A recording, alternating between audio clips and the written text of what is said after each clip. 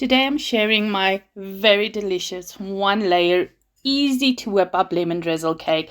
It's ingredients you probably have at home and like I mentioned, so easy to whip up. So it's soft, dense, moist, and delicious. Ingredients are so easy. We're going to use eggs. We're going to use self-raising flour, of course, our lemons, a little bit of icing sugar for our glaze, sugar for the cake and the glaze, butter.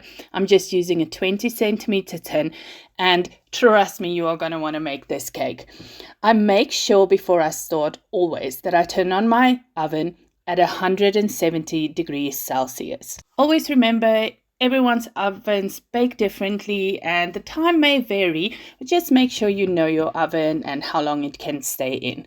So before I start, I'm going to take my lemon and just zest it a bit, getting all of those delicious citrus flavors from the lemon itself. And make sure you don't get the white pieces in. Those ones tend to be better. Then we're going to juice out that lemon, get all of the juices out. This has been a handy little tool like I got from the internet. I'm just squeezing those lemons out, and we're going to do exactly the same with the other part, making sure every little bit of juice is in that little container of mine.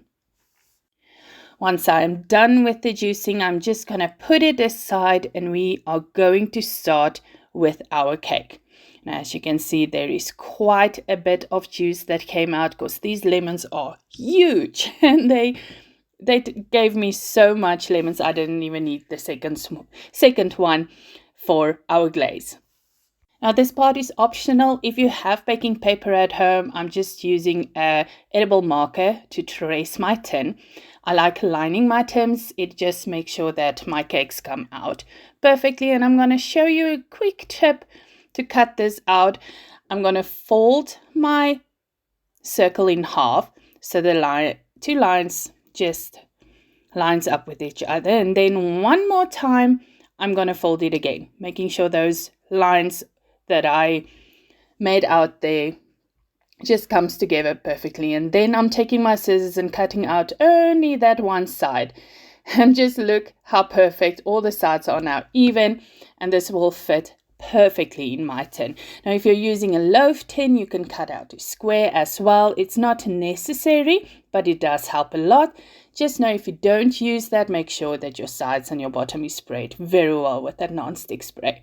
You're going to start off by adding the sugar and the butter together. Make sure your butter is room temperature. That just helps with the mixing. Make sure you have a big enough bowl. This one is probably a little bit too small.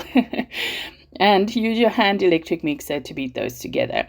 When they are combined, I am adding one egg at a time. And after each of those eggs, I am just going to whip it up a little bit more, making sure it is nice and put together. That one spilled all over the place. But after the second one, the last two eggs, I just added together at one. You don't have to. Make sure that everything is perfect here. This is what is so perfect of this cake. It's already dense, it's already combined, and it doesn't take hours to put together. So now the last remaining eggs are going in, and I'm going to whip this for about 2 to 3 minutes, and you'll see immediately after 2 to 3 minutes that color is a little bit lighter and your batter will be a little bit fluffier. And once that has come together, do you see that's already so much more creamier? And now I'm going to add in the first lemon of lemon zest. Trust me, this may not look like a lot, but it will add the perfect lemon flavor. Now, if you like very lemony, you can be more than welcome to add even more. But I added only the one, as I'm going to add a little bit of lemon juice as well. So next step, we are adding half or a quarter or just a little bit of my self-raising flour. Of course, you can use all-purpose flour as well. Just make sure you add a little bit of baking powder too.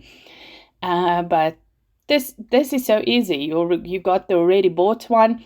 I rarely use it, but for this one I thought this need to be easy and quick. So I'm not going to put a lot of steps into this. Self-raising flour is perfect. Just always make sure your self-raising flour, turn it around when you buy it. There's a little date at the back telling you when the best before is. Make sure that is not expired, because this is raising agents that is inside this flour, and you want to make sure that it is still active. As you can see, I'm just using my rubber spatula to combine, and it may feel a little bit stiff, but that's okay. For this type of cake, it's perfectly fine. I'm adding 1 tablespoon of lemon juice, that just to add that a little bit more tangy, not too overpowerful, but if you like overpowerful lemon, go for it. You may definitely add a little bit more if you want to. Now I'm just combining it, and I'm bringing back my line tin here, and I'm going to place all of that batter in. Now at this stage I was thinking, oh, what are you doing? This doesn't look right. But trust me, trust the process. It will be delicious. Remember, we're adding that liquid glaze over the warm cake later, and it will be perfect. Now I'm just using my offset spatula. If you don't have one, please go and get one. They are so handy to decorate your cakes with. And I just spread this cake around and around until it's even on top. It's perfect. I don't need to do anything more. This is now going into my oven. It's going to bake for, let's say, about 40 to 45 minutes, depending on the stage of your own oven. Again, I am going to zest 1 more lemon, and just 1 is perfect for this glaze we are going to make while the cake bakes. Making sure I don't get those white parts in. You just want the citrus parts. And we're just going to combine the rest of our ingredients. As you will see in the recipe, you will find both the glaze and the cake ingredients separately. The remaining lemon juice is going in with our 7 tablespoons of sugar, and of course the delicious lemon zest. And lastly, I've just added 1 tablespoon of my icing sugar, and it just brought it all together for me. I'm going to mix this. Now you will see that the sugar won't dissolve completely. You have 2 options here. You can leave it the way it is and have those crystallized pieces on top, which really is delicious. Or you can pop that for 30 seconds in the microwave to make sure your sugar is completely dissolved. Now my cake is baked. I have tested it with my cake tester, or just a wooden skewer. And while the cake is still hot, you want that lemon drizzle to go over. It literally sizzles in your ear, and oh man, that just made me smile. Those pieces of citrus is just on top, and it stays there, and it looks absolutely beautiful for a 1-layer simple cake like this. Now once the cake is completely cooled, you want to leave that in the tin to cool down completely. I'm going to open up my tin now. This is why I use a loose bottom. You don't have to, but it works well. And just take my cake and place it onto my serving plate. How beautiful is that? You don't need anything else. You can put on icing sugar if you want, but man, this is delicious. Do you see those pieces of lemon just sticking out?